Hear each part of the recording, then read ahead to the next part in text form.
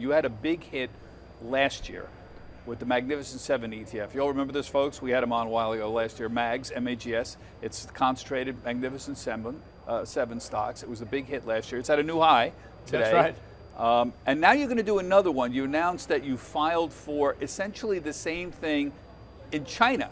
This is going to be called the Roundhill Lucky 8 ETFs. Obviously a Chinese reference here, but it's got Tencent in it, Alibaba, Meituan, BYD, Xiaomi, PDD, JD.com, and Baidu. So it's 8 China companies, right?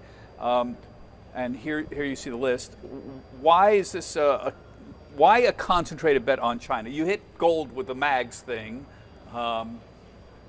but why China now? I'm curious about this decision. Yeah, look, there's a lot of question marks about the Chinese economy and the potential for growth of the consumer in China. But at the end of the day, we believe that investors are looking for exposures that give them precision, just like we found with MAGS. I remember when we launched MAGS, people were questioning, is the Magnificent Seven trade legit? Is it over? Does it make any sense? Obviously, we're hitting all-time highs a little over a year later, so certainly it's paid off. NVIDIA is reporting this week as well. We'll see where that leads.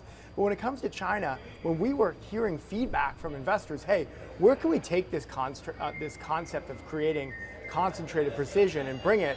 People give you all sort of wonky ideas, but when we went back to our laboratory, realized China is that opportunity, particularly if they're coming out of an economic slowdown. That could be an opportunity for investors to step into China and do so in just really the names that matter. There's a lot of ETFs out there, and diversification is great.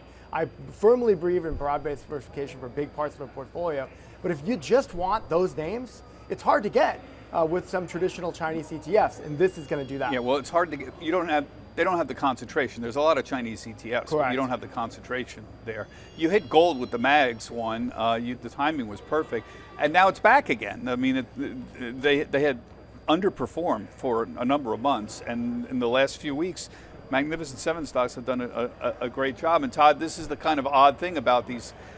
I call them Cathy Wood bets, where you're getting concentrated bets in very, very small areas of the market, and sometimes everything just goes against you, and sometimes it just kind of works.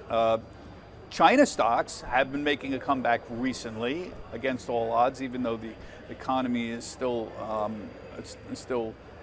feeling the after effects of the whole COVID epidemic. But this speaks to the whole strength of this business, of this ETF business, that you can launch these things and make an argument about why they might work.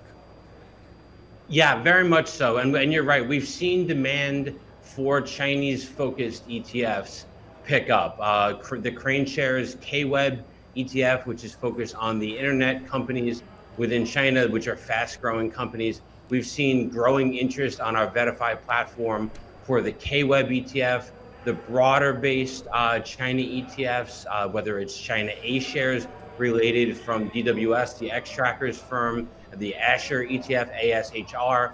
We've seen renewed interest in that. And even the more broadly diversified emerging markets ETFs that have China within their overall exposure. We are seeing renewed interest. And so I'm excited to see this product from Roundhill come to market. They're very innovative.